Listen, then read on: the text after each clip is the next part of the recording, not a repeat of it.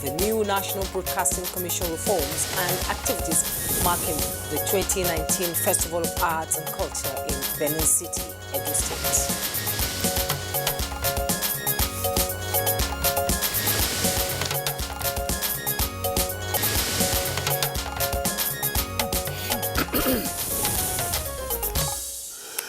Now, one major consequence of the abuse of social media and online platforms across the world is the move by governments to introduce regulations and reforms aimed at reducing the spread of harmful and fake content online. Exactly, Kingsley. Some countries like Australia, the United Kingdom, Singapore and others have already proposed stricter regulatory oversight on social media sites and platforms in their country as part of efforts to put a stop to unrestricted online content and activities. Well, China perhaps has the most restriction against online content in the world. Now, the country has managed to rein in its billion-plus population by deploying what is commonly referred to as the Great Firewall. Now, this blocks foreign social media platforms and imposes restrictions on politically sensitive contents on platforms within the country. Now, it appears that many countries are also now considering the Chinese method as a way of reducing the spread of hate speech, fake news, extremism, or other content that could trigger or exacerbate crisis. You know, Kingsley, it's amazing that despite the harmful path social media has taken in Nigeria, the government is not taking the same hard stance as some Western countries. Instead, the federal government is working to license online TV and radio stations operating within the Nigerian space to provide proper focus for them and their activities. Now, Minister of Information and Culture, Lai Mohammed, says President Muhammadu Buhari has approved the licensing of web TVs and radio stations, including foreign broadcast networks and online media platforms like Netflix, which sends signals into the country. And I believe Mr. President has also approved a review of the National Broadcasting Code to take care of many of these issues. And because of fears that these reforms might restrict media freedom, the Honorable Minister said this administration is not looking to gag the press, but rather appeal to the media to self-regulate for the sake of peace in Nigeria and the industry itself. Of course, many African countries already have laws that require licensing for operation of online media. Now, in the case of broadcasting, isn't it important to know that the operational address and intentions of the media platforms operating in our country today are indeed at large? And that's why a 5-member committee was inaugurated on April 10th to, among other things, recommend independence of the NBC from political interference in the exercise of its regulatory powers, particularly with respect to the issuance and withdrawal of broadcasting license. And now there is a 7 wise men and women committee to design the framework for the implementation of these recommendations, from issuance of fines to sanctions against violent content and fake news peddlers.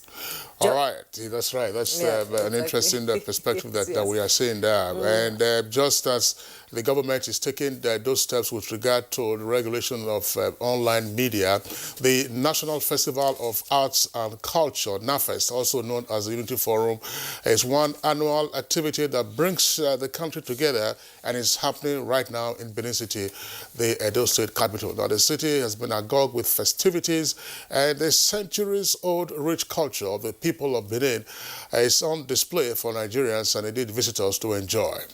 So, according to the Edo State Governor, that's Godwin Obaseki, who opened the festival on Monday, culture has returned home with the theme Royalty, Pride. Now, this year's NAFEST is the 32nd edition, and it's also 40 years since the inception of the week-long festival in Nigeria. NAFEST has evolved to celebrate royalty and to underscore the important roles traditional leaders play in the task of restoring the glory of Nigeria's cultural heritage. I'm sure you would have wished you were in Benin at this time, Jumai.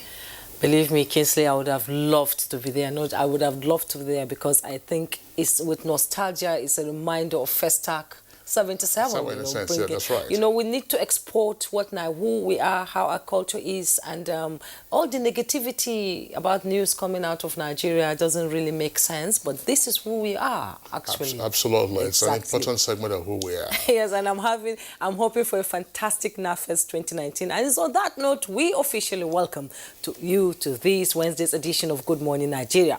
This 23rd day of October 2019. We are reaching you live from the headquarters of the Nigerian Television Authority, NTA, in Abuja. I am Jumoy Yusuf. And I'm Kingsley Osadolo. I join my colleague Jomai to also welcome you to the program, in the course of which we shall have newspaper review, business, and others. In the meantime, let's join Musbao Danwahab for the highlights of the morning news. Good morning, Musbao. It's a very good morning, Kingsley. Let's take a bit of the news. Nigeria's enabling business environment continues to improve as the nation's ministries, departments and agencies comply with the Ease of Doing Business Executive Order 001 of 2017.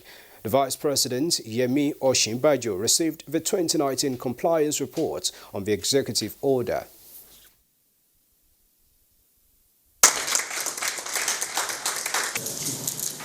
Updating ourselves on all of these the progress that we're making with respect to the ease of doing business.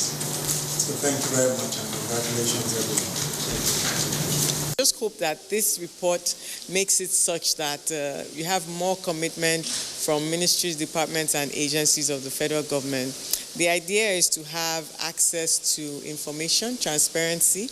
We also have our report gov. So we have there some testimonials and some good news of people that have complimented some of the work of the MDAs also. So it's an informative document. It's quite interesting, and I think everybody should take a look. From the judiciary, a federal high court sitting in Abuja has granted a request by the Economic and Financial Crimes Commission, EFCC, for the former chairman of the Pension Reforms Tax Team, Abdurrashid Maina, and his son, Faisal, to temporarily forfeit 22 landed properties to the federal government. The Ministry of Industry, Trade and Investment is to establish agro-processing zones across the country in 2020. The Minister of State for the Ministry, Mariam Katagum, stated this while defending the Ministry's 2020 budget before the Senate Committee on Trade and Investment. Another initiative is the full activation of the private sector-led 6 special economic zones that are to be located in Lekki, Eyimba, Funtua, Kano and Benue. To strengthen your ministry and agencies, we call upon you to bring up the existing laws that need amendment for further action. The ministry is proposing a total capital budget of 748,296,254 naira. Kazina Windfall, Kashimbula had the project. The project is expected to be completed before the end of this year.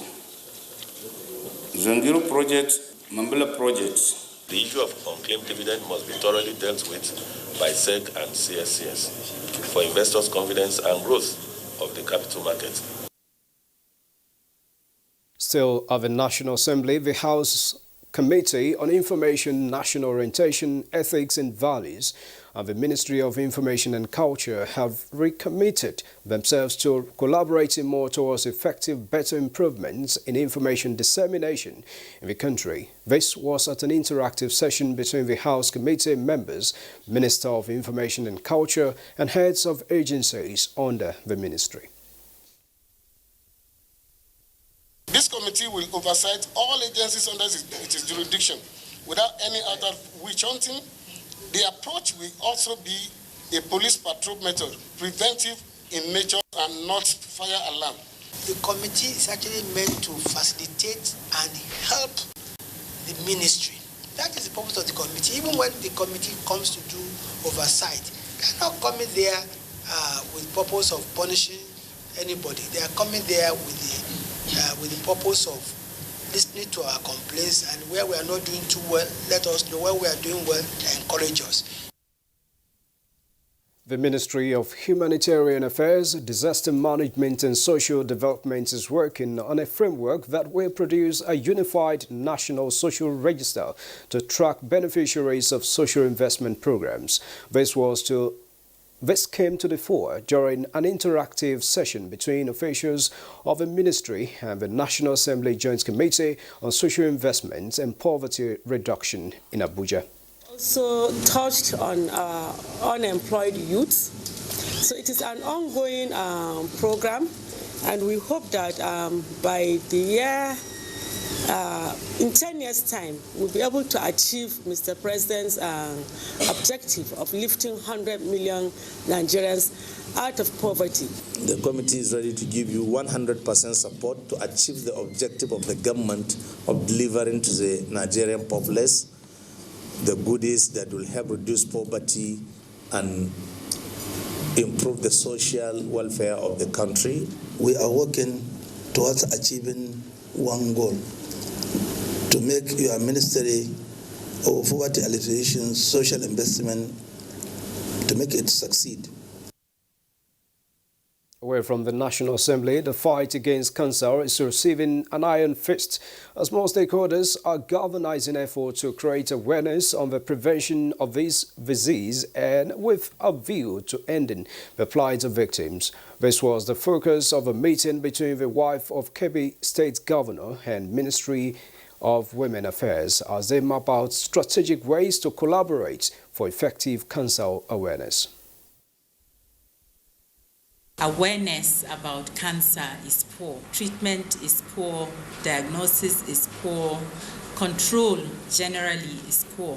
So we focus on talking about it, we focus on all the cancers. We have this pain of losing so many loved ones and friends with cancer, and it's a responsibility of every woman in Nigeria to join in this campaign to fight against the scourge of cancer. Nigeria is set to compete with technologically advanced nations in the area of science and technology in the nearest future.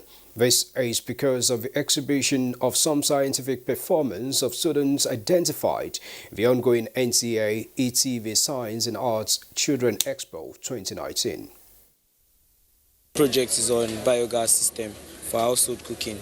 It is a source of renewable energy, which is from methane gas. Methane gas is from organic matter, from waste materials like kitchen waste. We convert slake lime obtained as a byproduct from the manufacture of ethane, that is commonly known as acetylene gas, to caustic soda. I invented a thermodynamics biogas generator. The generator is beyond generating electricity. It can be used to power other heavy equipment because it uses biogas from cow dung and then palm wine. That's a bit of the news this morning. Join us for more in the course of the day from our different bulletins. Kinsley and Juma will be back after this break.